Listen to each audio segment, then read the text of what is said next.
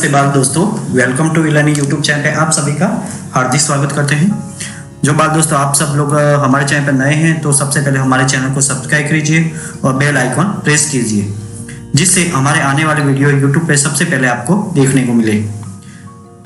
विद्यार्थी मित्रों, आपने सबसे पहले ईदगाह पाठ यानी कि कक्षा 8 हिंदी इकाई नंबर 2 ईदगाह भाग 1 देखा होगा, उसकी समझौती भी देखी होगी आपने। तो आज हम ईदगाह भाग 2 के अंदर अभ्यास और स्वाध्याय की चर्चा करेंगे। तो चलिए बात दोस्तों, हम आज अभ्यास और स्वाध्याय की बात करें। अभ्यास 1, प्रश्नों के मौखिक उत्तर दीजिए। पहला प्रश्न है, हामिद ने चिमटा ही क्यों खरीदा? तो बाल दोस्तों आपने कहानी देखी होगी, तो हामिद ने चिमटा क्यों खरीदा, उनका उत्तर आप कहानी देख के लिखिए। तो हामिद को लोहे की दुकान पर चिमटा देखकर ख्याल आया कि दादी के पास चिमटा नहीं है। तवे से रोटियां उतारते समय उसकी उंगलियां जल जाती है। चिमटा ले जाने पर वे जरूर प्रसन्न होगी। चिमटा होने पर उनकी उंगलियां नहीं जलेगी और घर में एक काम की चीज भी हो जाएगी। खिलौने और मिठाई खरीदने में तो पैसों की बर्बादी है। ऐसा सोचकर हामिद ने और कोई चीज न खरीदकर चिमटा ही खरीदा। दूसरा सवाल, चिमटा खरीदने के लिए हामिद कौन से कारण बताता है? तो उत्तर देता है कि हामिद ने बड़े गर्व के साथ अपने साथियों को बताता है कि चिमटा सबसे बड़ा खिलौना है। इसे कंधे पर रखे तो यह बंदूक हो जाएगा, हाथ में लेने पर फकीरों का चिमटा हो जाएगा। चिमटे से मंजीरे का काम भी लिया जा सकता है। यदि वह एक चिमटा जमा दे तो सभी के खिलौने की जान निकल जाए। उसका चिमटा तो बहादुर शेर है, वह आग पानी में आंधी तूफान में बराबर डटा रहेगा। इस प्रकार हामिद ने चिमटा खरीदने के पीछे कई कारण बताए और उसकी सौविधा सिद्ध की। तीसरा सवाल, बूढ़ी अम्मा का क्रोध स्नेह में क्यों बदल गया? तो हामिद ने कहा कि चिमटा लाने पर अम्मा को दुख हुआ। उसे हामिद की नासमझी पर क्रोध भी आया। हामिद ने दादी से कहा कि रोटियां पकाते समय तुम्हारी उंगलियां जल जाती थी, इसलिए मैं चिमटा लाया हूँ। यह सुनकर बूढ़ी अम्मा का क्रोध स्नेह में बदल गया। हामिद के त्याग, सद्भाव और विवेक पर वह न्यौछावर हो गए। चौथा सवाल, अब आप चिमटे के प्रयोग की तरह रुमाल के विविध प्रयोग बताइए। तो इसका उत्तर है, रुमाल का उपयोग हाथ, मुंह और पसीना पोंछने के लिए किया जाता है। देश की उसके अन्य उपयोग भी है, जैसे तेज धूप में उसे सिर पर बांध सकते हैं। हल्की बारिश में भी वह कुछ हद तक सिर को भी भीगने से बचा सकता है। थैली न हो तो उस समय वह शाक सब्जी आदि बांधने के काम आ सकता है। रुमाल से जादू के कुछ दलीची ने प्रयोग भी किए जाते हैं। तो इस तरह बाल दोस्तों हमारा पहला सवाल यहाँ खत्म होता है।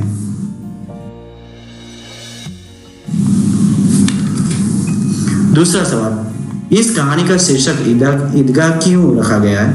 इसके अलावा आप कौन सा शीर्षक देना चाहेंगे, क्यों?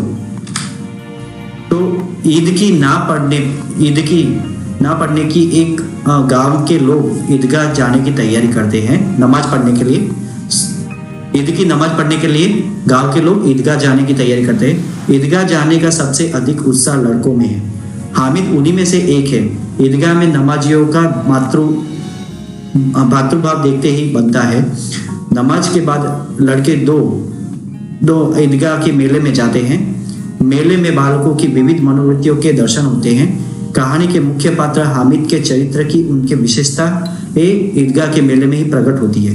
इस प्रकार कहानी की मुख्य प्रवृत्तियों का केंद्र ईदगाह होने से इस कहानी का शीर्षक ईदगाह रखा गया है। ईदगाह के अलावा कहानी के अन्य शीर्षक देना चाहूंगा, जैसे कि हामिद ईदगाह के मेले में, दूसरा हामिद और उसका चिमटा आदि। कहानी का उद्देश्य और आदर्श इन शीर्षकों से जुड़ा हुआ है।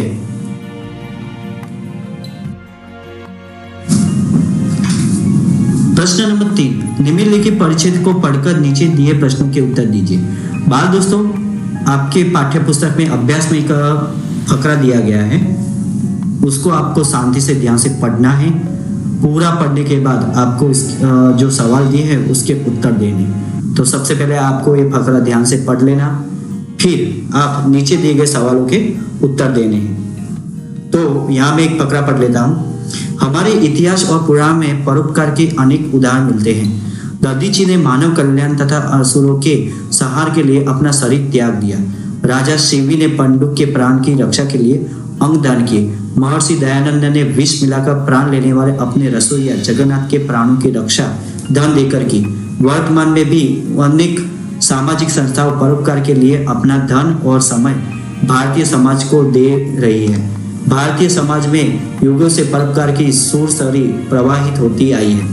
यहाँ ऋषि मुनियों ने यही सीख दी है कि निराश्रितों को आसरा दो, दीन दुखियों और वृद्धों की शारीरिक और आर्थिक मदद करो, भूखों को भोजन करवाओ, विद्वान हो तो विद्या का प्रचार कर समाज का उद्धार करो। यहाँ सदा सबकी भलाई में ही अपनी भलाई मानी जाती रही है। संसार के सभी धर्मों का मूल परोपकार है। किसी भी संत महात्मा ने इसके बिना मनुष्य जीवन को सार्थक नहीं माना।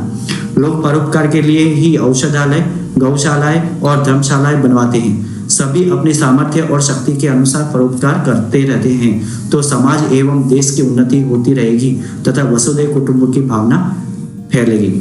हर बार दोस्तों अब नीचे जो सवाल दिए उनके उत्तर देने हैं। आपने ये परिचित बराबर ध्यान से पढ़ा होगा। ऐतिहासिक ग्रंथों में परोपकार के कौन कौन से उदाहरण मिलते हैं? तो ऐतिहासिक ग्रंथों में परोपकार के कई उदाहरण मिलते हैं। जैसे कि पहला, महर्षि दधीची ने मानव कल्याण तथा असुरों के विनाश के लिए अपना शरीर त्याग दिया था। दूसरा, राजा शिवी ने अपने अंग का दान देकर एक कबूतर के प्राण बचाए थे। और तीसरा, महर्षि दयानंद ने विष मिलाकर प्राण लेने वाले रसोईया जगन्नाथ की जान धन देकर बचाई थी। दूसरा सवाल, ऋषि मुनियों ने हमें क्या सीख दी है? तो ऋषि मुनियों ने हमें यह सीख दी है कि निराश्रितों को आश्रय दो, दीन दुखियों और वृद्धों की शारीरिक तथा आर्थिक मदद करो, भूखों को भोजन कराओ और यदि आप विद्वान हो तो विद्या का प्रचार करो। तीसरा सवाल, देश एवं समाज की उन्नति किस प्रकार होगी? यदि सभी लोग अपनी सामर्थ्य और शक्ति के अनुसार परोपकार करते रहें तो देश और समाज की उन्नति होगी। चौथा सवाल, विलोम शब्द लिखिए। आश्रित तो उसका अर्थ होगा अनाश्रित, अवनति तो उन्नति। पांचवा सवाल, परिच्छेद के आधार पर अपने साथियों से प्रश्न पूछने के लिए 3 प्रश्न बनाइए। अपने साथी के प्रश्न पूछने के लिए तो पहला प्रश्न बनाते हैं उत्तर, भारतीय समाज में युगों से क्या प्रभावित होती रही है। दूसरा, सभी धर्मों का मूल क्या है। और तीसरा, परोपकार के लिए लोग क्या क्या करते हैं। तो इस तरह दोस्तों अपना ये सवाल यहाँ खत्म होता है तीसरा। और चौथा सवाल पे जाते हैं। छठावी सवाल है, इस परिच्छेद का उचित शीर्षक दीजिए। तो इसका उचित शीर्षक दें परोपकार की महिमा, अथवा दूसरा भी दे सकते हैं वसुधैव कुटुंबकम। इस तरह अपना ये परिच्छेद यहाँ खत्म होता है और उसके सवाल और उत्तर भी यहाँ दिए गए हैं।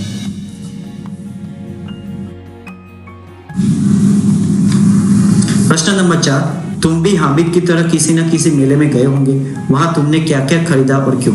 तो बाल दोस्तों ये सवाल आपको सोच समझ के लिखना है, क्योंकि जो उत्तर यहाँ दिया गया वो आपको लिखना नहीं है। ये सवाल आपको पूछा गया है कि तुम हामिद की तरह किसी न किसी मेले में गए हो तो वहां तुमने क्या क्या खरीदा, क्यों?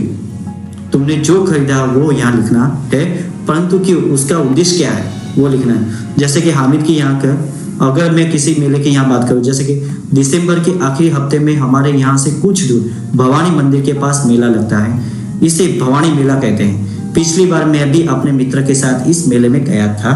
मेले में तरह तरह की चीजों की दुकानें थी। समझ में नहीं आ रहा था कि क्या लूं क्या न लूं। मेरे पास ज्यादा रुपए नहीं थे, इसलिए सोचा कि जरूरत की चीजें ही लूं।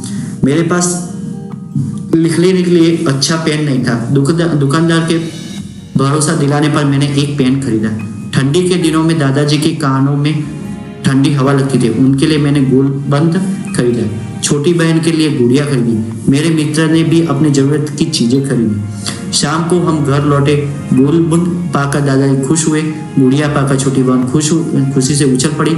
मेरा पेन देखकर पिताजी खुश हुए। बोले काम की चीजें खरीदकर तुमने अपनी समझदारी दिखाई। इस तरह बाल दोस्तों तुम भी अपने यहाँ मेले से क्या क्या चीज खरीदे वो लिखना है।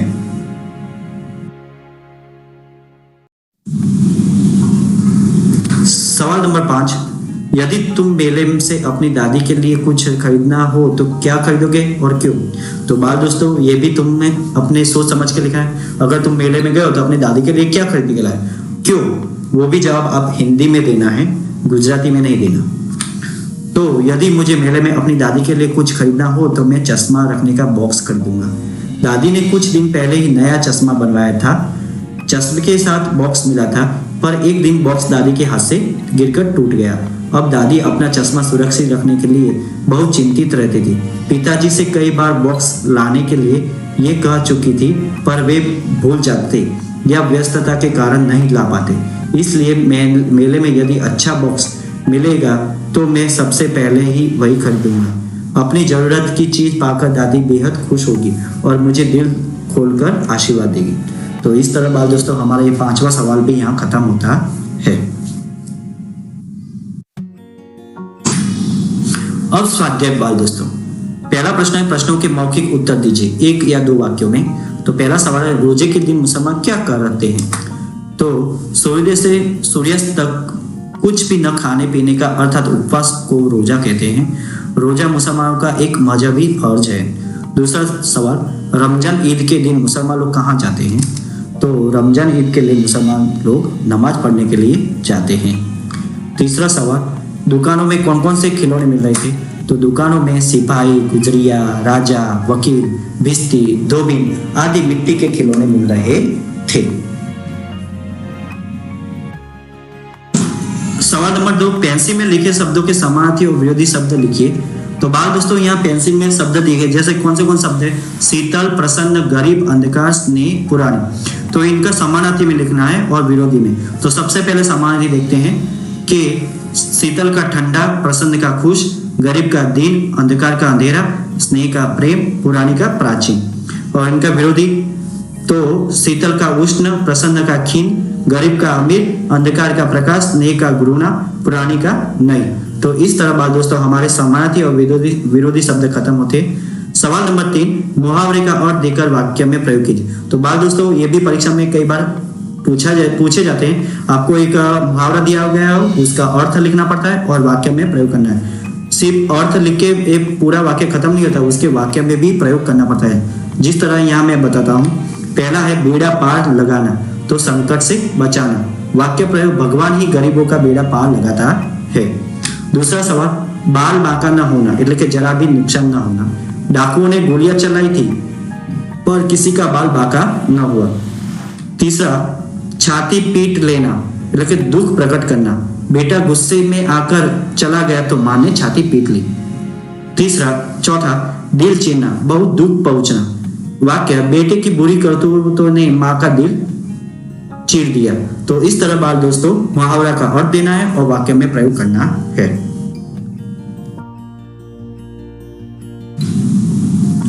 प्रश्न नंबर 4, रूपरेखा के आधार पर कहानी पूर्ण कीजिए। तो बाल दोस्तों यहाँ एक रूपरेखा दिए गए, तो उनसे अपने कहानी का पूरा करना। जैसे कि एक नगर में 2 स्त्रियां एक ही बालक के लिए दावेदार, आपस में तकरार, मामला न्यायाधीश में समक्ष, दोनों की बातें सुनना, न्याय करना, बालक के 2 टुकड़े करके बांट लो, एक स्त्री मौत, दूसरी का रोकर कहना, बच्चे को न काटो, उसे ही दे दो, न्यायाधीश का फैसला, रोती हुई स्त्री को बालक सौंपना। तो बाल दोस्तों एक कहानी लिखनी है अपनी, तो शुरुआत करते हैं। सबसे उसका शीर्षक देना है सच्ची माँ अथवा न्यायाधीश का फैसला। और इसकी कहानी शुरुआत के, किसी नगर में 2 स्त्रियां पास पड़ोस में रहती थी। उनमें एक स्त्री बड़ी चालाक और झगड़ालू थी, उसके कोई संतान नहीं थी। दूसरी स्त्री बड़ी सरल और मिलनसार थी, उसके एक बेटा था। एक बार संतान वाली स्त्री अपने बच्चे को घर में अकेला छोड़कर बाहर गई हुई थी। मौका पाकर निसंतान स्त्री बच्चे को पालने से उठाकर ले गई, फिर वह फौरन बाहर चली गई। बच्चे के गुम हो जाने पर बच्चे की माँ बहुत दुखी हुई।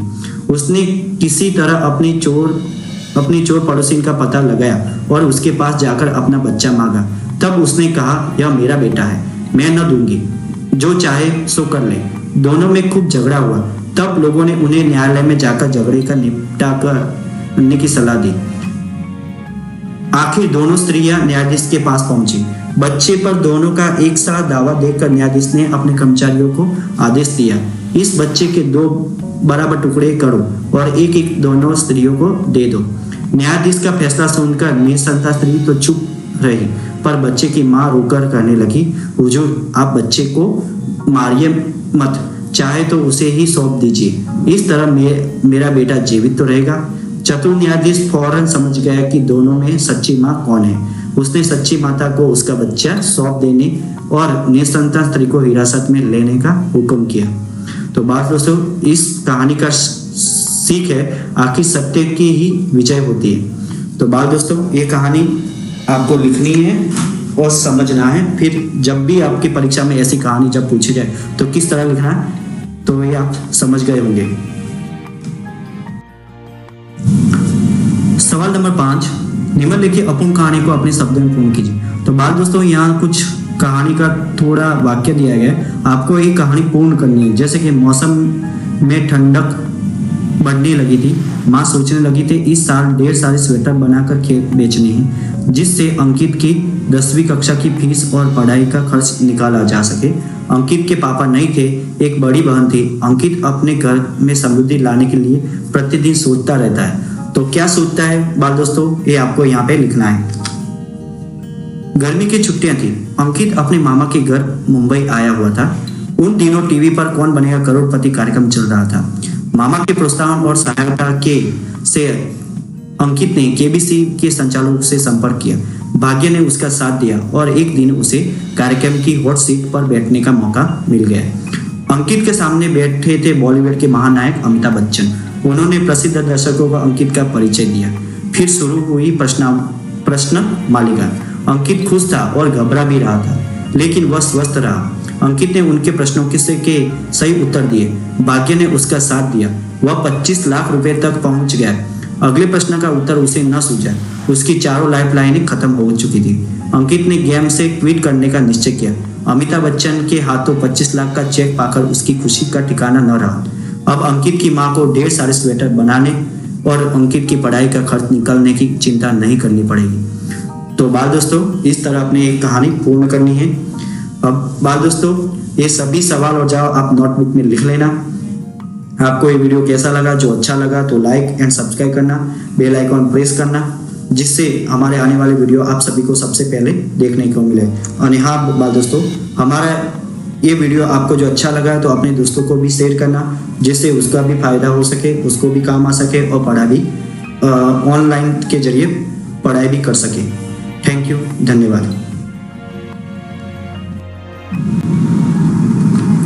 तो विद्यार्थी मित्रों, आ वीडियो तमने केवो लाग्यो? जो सारो लाग्यो तो लाइक करजो एंड सब्सक्राइब करजो और बेल आइकॉन प्रेस करजो, जेथी अमारा आवनार वीडियो यूट्यूब पर सौथी पहला तमने जोवा मळे। અને તમારા મિત્રોને આ વિડીયોને શેર કરજો, જેથી એમને પણ લાભ થાય। થેન્ક યુ, આભાર।